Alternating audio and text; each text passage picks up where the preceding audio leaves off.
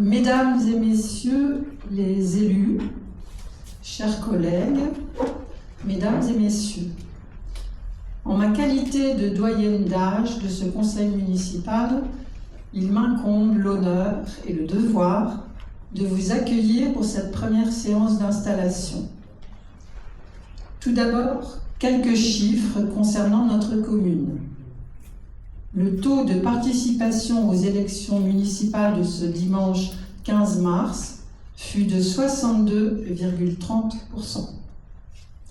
Sur le total des 3 bureaux, un bureau à Houplain, 2 à Ancoine, nous comptons 2732 inscrits, 43 votes blancs, 33 votes nuls et 1626 votes exprimés.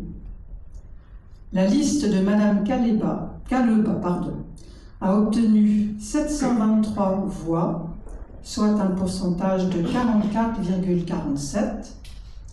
La liste de Madame Gantier a obtenu 903 voix, soit un pourcentage de 55,53. Je vais maintenant procéder à l'appel des membres du CM.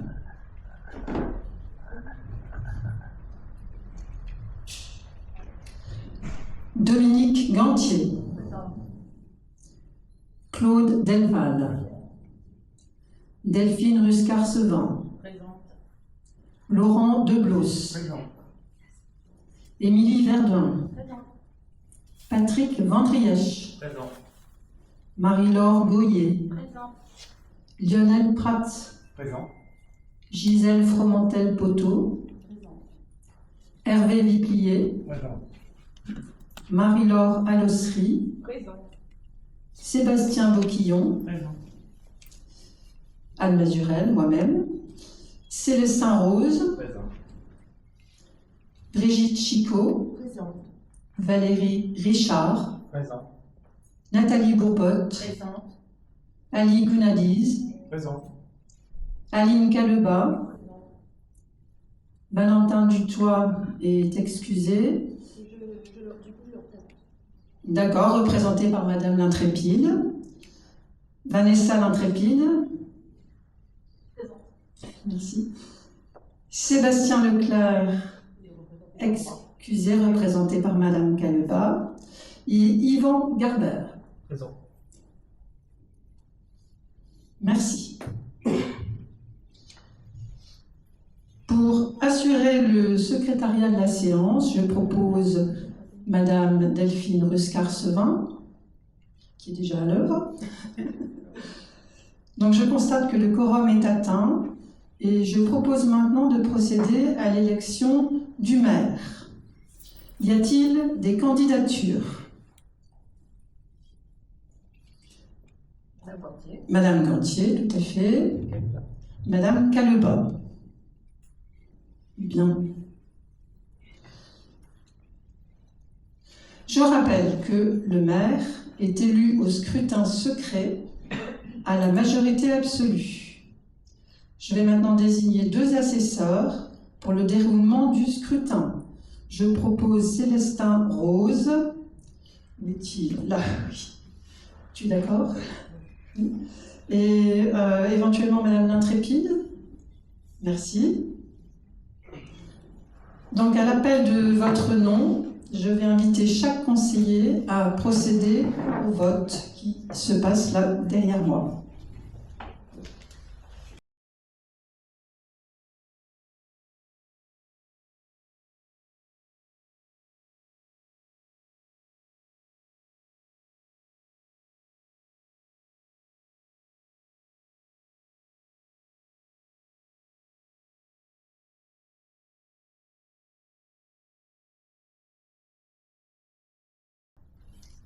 Bien, les votes étant terminés, les assesseurs vont pouvoir procéder au dépouillement.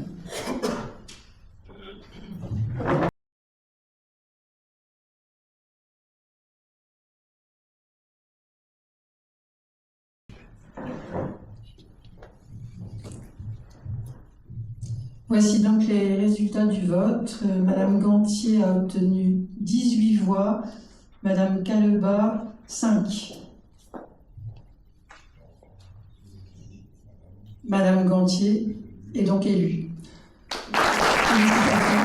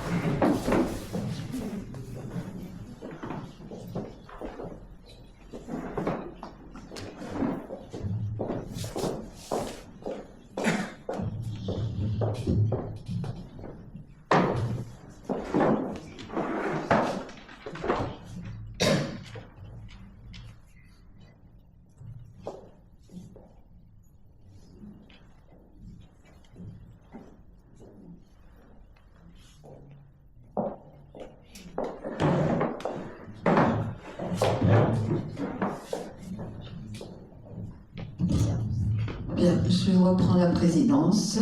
Bonjour à toutes et à tous. Mesdames, Messieurs les conseillers municipaux, je tiens d'abord à vous remercier pour la confiance que vous venez de m'accorder en tant que maire de notre commune. Ce choix, je le reçois non pas comme une victoire, mais comme une mission sacrée. C'est le signal clair que le chemin que nous avons tracé ces 6 dernières années était le bon et que vous avez souhaité poursuivre l'effort pour Oublancoine. Aujourd'hui marque le début d'un nouveau mandat et je mesure pleinement la responsabilité que cela implique. Ce second mandat ne sera pas celui de l'habitude, mais celui de l'ambition renouvelée. Nous avons devant nous un conseil municipal composé de visages connus et d'élus qui apportent un regard neuf. Je souhaite que nous travaillions tous dans un esprit de respect, de dialogue et de transparence, car c'est uniquement ainsi que nous pourrons servir au mieux notre population. À mes collègues conseillers, nous avons une tâche commune, continuer à faire avancer notre commune, en consolidant ce qui fonctionne et en innovant là où des améliorations sont possibles. Nos projets, qu'ils soient liés à l'éducation, à la sécurité, à la vie culturelle, à la transition écologique, aux aînés, à la jeunesse, doivent rester au cœur de nos préoccupations. Enfin, je souhaite que ce mandat soit un mandat d'écoute et de dialogue, mais aussi de cohésion. Nous avons tous été élus pour servir nos concitoyens et non pour diviser. Je vous invite donc à travailler avec loyauté, rigueur et bienveillance, afin que notre action commune bénéficie à tous nos habitants. Merci à toutes et à tous pour votre engagement et votre présence aujourd'hui. Ensemble, faisons de ce mandat un mandat utile, responsable et constructif. À l'opposition, je demande que votre rôle soit constructif et non destructeur, comme cela a pu l'être lors du précédent mandat. Vos critiques et propositions seront écoutées, entendues avec attention, sérieux et appréciées si elles servent l'intérêt général de tous nos concitoyens afin de préparer l'avenir de notre commune. Merci à toutes et à tous pour votre engagement et votre présence aujourd'hui. Ensemble, faisons de ce mandat un mandat utile, responsable et constructif. Je vous remercie.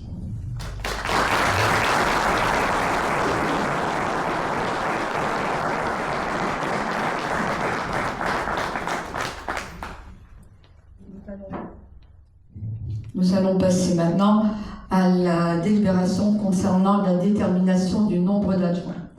Dans le cadre de mes fonctions, je dois être assistée d'adjoints. Le nombre est fixé par le conseil municipal dans la limite légale. Aujourd'hui, nous pouvons avoir 6 adjoints. Donc, je propose de délibérer sur ce nombre de 6 adjoints, puisque la commune étant de 23 élus. On ne peut dépasser ce nombre. Y a-t-il des remarques? Je le mets au vote. Qui est contre? Qui s'abstient? Je vous remercie.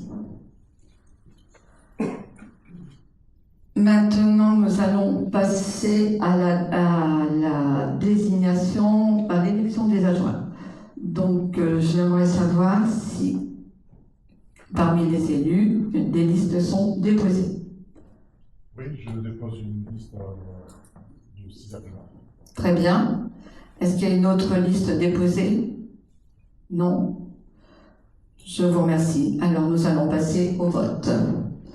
De la même manière que l'on a voté pour le maire. Je fais l'appel. Alors, Madame Gantier.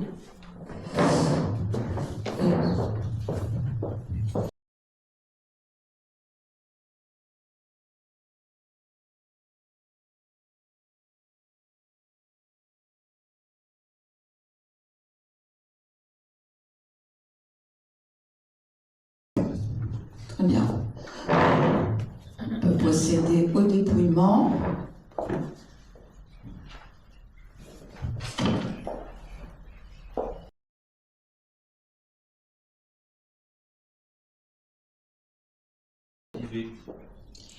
Bien, je vous remercie. Donc, la liste de M. Delval a obtenu 18 voix et 5 nuls. On va donc maintenant passer à l'élection de chaque adjoint. Donc, le premier adjoint, M. Delval, s'il peut venir, qui sera adjoint à l'action sociale, CCAS, donc Tranquillité publique.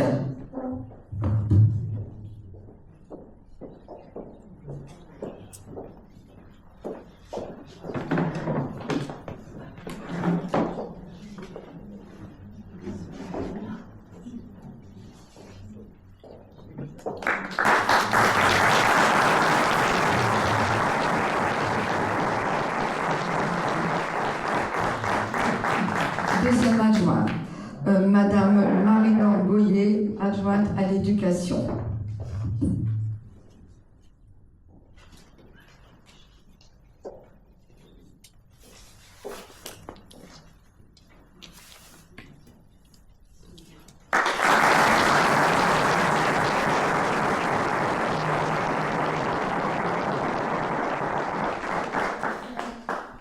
Troisième adjoint, Patrick Vandrièche, à la vie associative et citoyenne.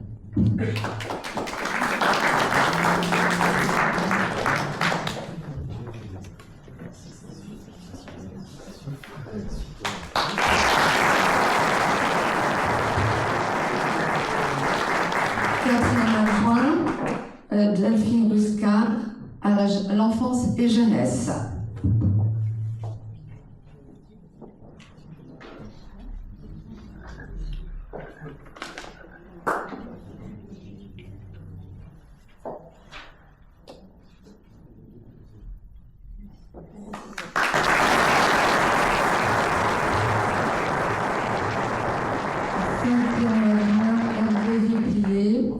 À l'aménagement et cadre de vie.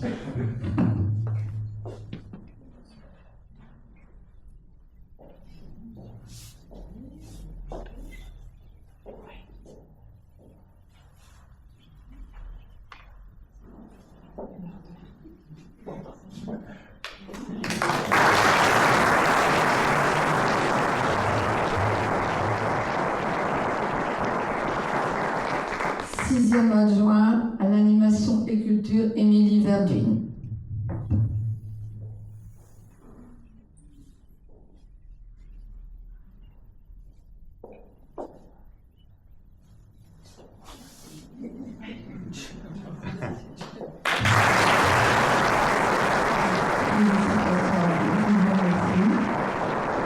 Vous pouvez prendre votre place pour la suite.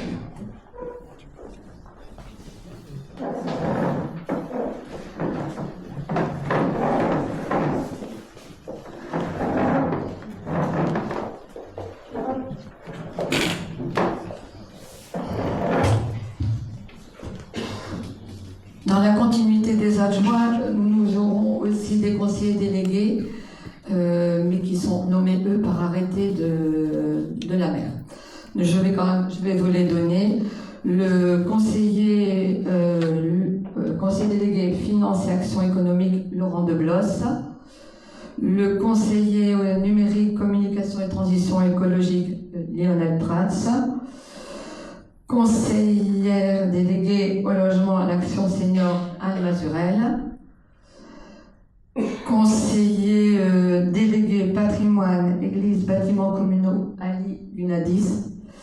Et le 5e conseiller délégué, devoir de mémoire, cérémonie, c'est 1er mai, 8 mai, 11 novembre, monument aux morts, et également les cimetières, Sébastien Boquillon.